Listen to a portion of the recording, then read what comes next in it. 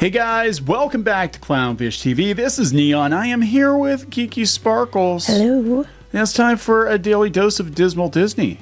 We're going to talk about Disney and Disney looking for the next CEO, and it looks like Dana Walden is out of the running.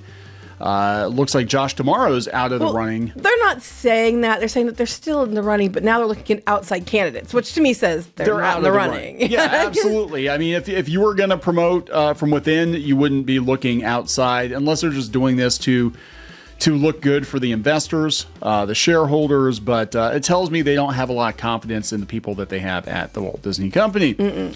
So let's talk about this. Before we get into it any further, please subscribe for more pop culture news, views, and rants. Guys, get woohoo if you do. Woohoo! Yeah, so just a reminder here, a couple of the top contenders for the CEO of Disney included Dana Walden, who is the woman who was in charge of ABC, and she made the comment before that they had actually passed on very well-written sitcoms, TV shows, because they were too white.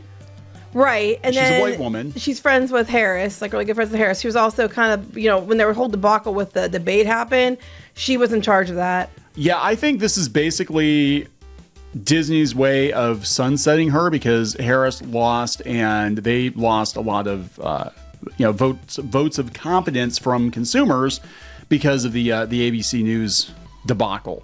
So now here we are, like a couple of months later. And we're looking at outside candidates. I don't agree with this particular choice, though. They're looking at the guy in charge of EA. Yeah. Well, that's one candidate. They said that there was actually a couple. That's the only one that was named, though. And I guarantee you the reason he's looking at this guy is because of gaming. Yes.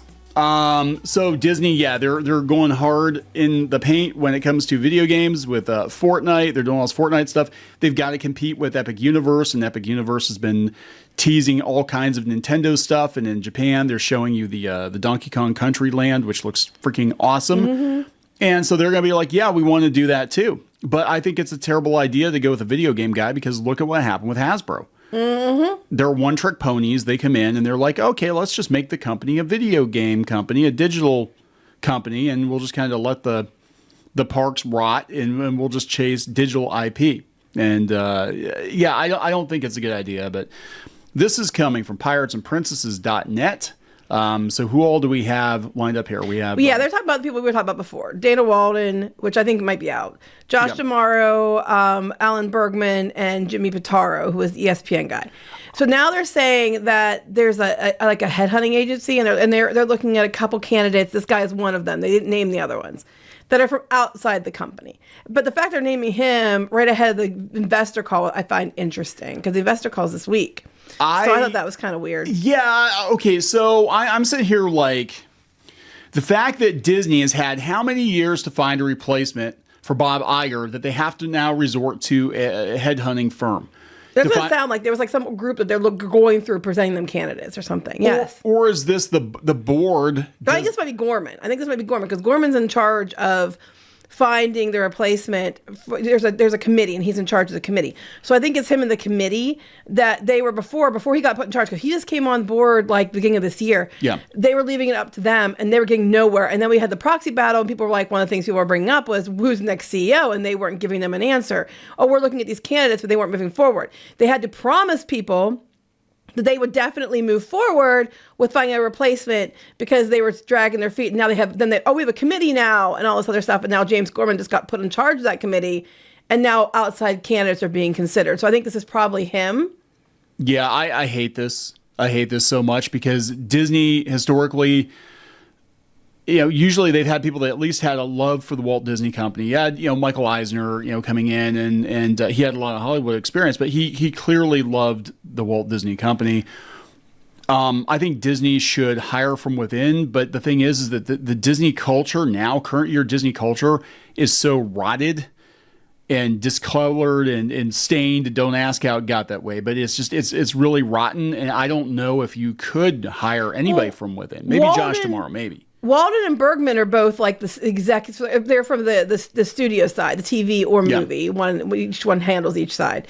And then you have the one guy's ESPN. ESPN, I mean, come on. It's like a new, but he has background in video games though. He has a background in other things. So, I mean, I gave him a pass because he had a little more background than the other two. The other two were just pretty much just movies and shows. And then Josh D'Amaro is the theme parks. So if they're going to focus more moving forward on, and they have this new thing for this new department for AI and how to weave technology into everything, every aspect of the company, it seems they're going more for a technology aspect over the theme parks and stuff like that. So I don't know what they're thinking. I don't think microtransactions. That's what they're thinking. They're probably because that's what they're doing right now, right? I mean, the Disney parks are basically they're microtransactions. Yes, they're just microtransactions. You buy your right? ticket, and that's how you can maybe have the potential to ride things and play. You get to play, but you don't get to actually do anything unless you pay all the upcharges to make sure that you get to do things. Yeah, and look, their Electronic Arts is actually one of the few AAA gaming studios whose stock hasn't been completely destroyed in recent years. They're actually doing pretty well, and of course, shareholders are going to look at that and they're going to be like, "Oh, okay, this guy, this happened on his watch or whatever." So we're gonna. He also, I think, worked with Disney before. Like Disney, I think, had talked about buying EA before. He approached them about it, and they didn't do it. But there's some other things. I guess he has ties to Iger already. Yeah, I'm not. I mean, I could see them merging or acquiring EA to try to compete with Epic Games, but I don't like this because what this is going to do fundamentally is change the entire direction of the company. I mean, granted, things aren't great right now, but they're getting so far removed from Walt at this point that I don't know what's going to be left of Disney. It's basically just going to be a corporation with a bunch of IP. Mm-hmm. And I think before it's all said and done, I'm going to be honest, I think before it's all said and done, they will actually pull a Hasbro and they will just start licensing out a bunch of shit to other people. Well, they bring this guy in, that might be where it goes, because they bring someone who's video game focused. That's what we saw with Hasbro. And it's not doing well.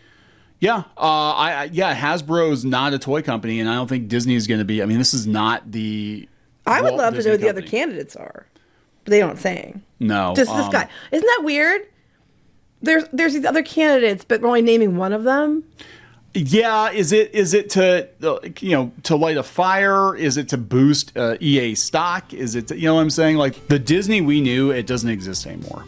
Mm-mm. And there's no. And they're moving further and further away from it, not towards it. I mean, the only way it's going to go back towards it, I think, is if they bring tomorrow. But I don't think they're gonna. They're going to look at how do we squeeze record profits out of this company.